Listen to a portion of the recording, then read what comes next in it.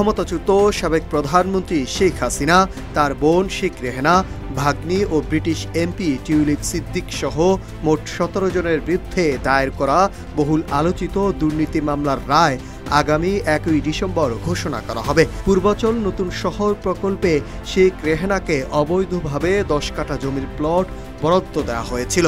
এই অভিযোগের ভিত্তিতেই দুর্নীতি দমন কমিশন মামলাটি দায়ের করে। ২৫ নভেম্বর রাষ্ট্রপক্ষ আসামিপক্ষের যুক্তিতর্ক শেষে ঢাকার বিশেষ জজ আদালত ৪-এর বিচারক মোহাম্মদ রবিউল আলম রায়ের জন্য আগামী ১ ডিসেম্বর নির্ধারণ করে বলে জানান আদালতের বেঞ্চ সহকারী বেলাল হোসেন। আদালত পাড়ায় তখন মামলার অগ্রগতিকে ঘিরে টান টান উত্তেজনা বিরাজ করছিল। মামলার নথি ও সাক্ষ্য উঠে আসে তৎকালীন প্রধানমন্ত্রীর ক্ষমতা অপব্যবহার করে শেখ হাসিনা জালিয়াতির মাধ্যমে শেখ রেহেনার জন্য প্লট বরাদ্দ নিশ্চিত করেছিলেন। দুদিকের আইনজীবীদের দাবি, উপস্থাপিত নথিপত্র, সাক্ষ্য, ভুয়া হলফনামা এবং কথিত অবৈধ নির্দেশনামার মিলিয়ে মামলার মূল আসামিদের বিরুদ্ধে অভিযোগ প্রমাণের মতো পর্যাপ্ত উপাদান রয়েছে। তাদের বক্তব্য অনুযায়ী দোষ প্রমাণিত হলে সর্বোচ্চ শাস্তি হিসাবে যাবজ্জীবন কারাদণ্ড ঘোষণা করা হতে পারে। এখন যে কোনো ব্র্যান্ডের পুরাতন এসি বদলে নতুন ওয়ালটন এসিতে উপভোগ করুন 25% ছাড়। অন্যদিকে সাক্ষ্য অনুযায়ী শেখ রেহেনা নিজ প্লট বরাদ্দের জন্য সংশ্লিষ্ট দপ্তরগুলোর উপর চাপ সৃষ্টি করেছিলেন বলে অভিযোগ ওঠে। পরে মিথ্যা হলফনামার ভিত্তিতে তাকে পূর্বাচলে রাজুকের ১০ কাঠা জমি বরাদ্দ দেওয়া হয়, যা মামলার অন্যতম প্রধান ইস্যু।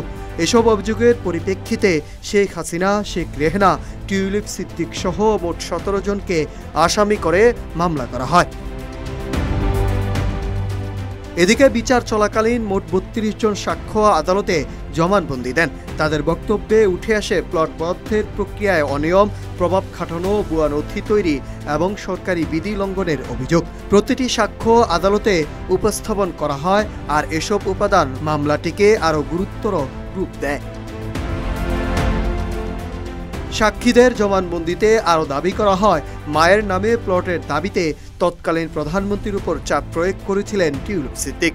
যদিও তিনি নিজে কোনো প্লট নেননি, তবে কথিত প্রভাব খাটানোর অভিযোগে তাকেও মামলার অন্যতম আসামি করা হয়েছে। দুদকের আইনজীবীদের মতে আদালত চাইলে শেখ হাসিনা, শেখ রেহেনা ও টিউলিপ সিদ্দিক এই ৩ জনের বিরুদ্ধে সর্বোচ্চ সাজা ঘোষণার সুযোগ রয়েছে। মামলার একমাত্র গ্রেপ্তার আসামি রাজুকের সাবেক কর্মকর্তা খুরশিদ আলমের পক্ষ থেকে দাবি করা হয়, তিনি কেবল সরকারি কর্মকর্তা হিসাবে ঊর্ধ্বতন কর্তৃপক্ষের নির্দেশ পালন করেছিলেন। ব্যক্তিগতভাবে কোনো স্বার্থ ছিল না, তাই তাকে দায়ী করা উচিত নয়। সবকিছু মিলিয়ে মামলাটি বাংলাদেশের সাম্প্রতিক রাজনৈতিক আইন অঙ্গনের অন্যতম আলোচিত ঘটনা হিসাবে দেখা হচ্ছে। আদালতের রায় এখন শুধু সময়ের অপেক্ষা। Nahid Hasan, news desk, Ittefaq.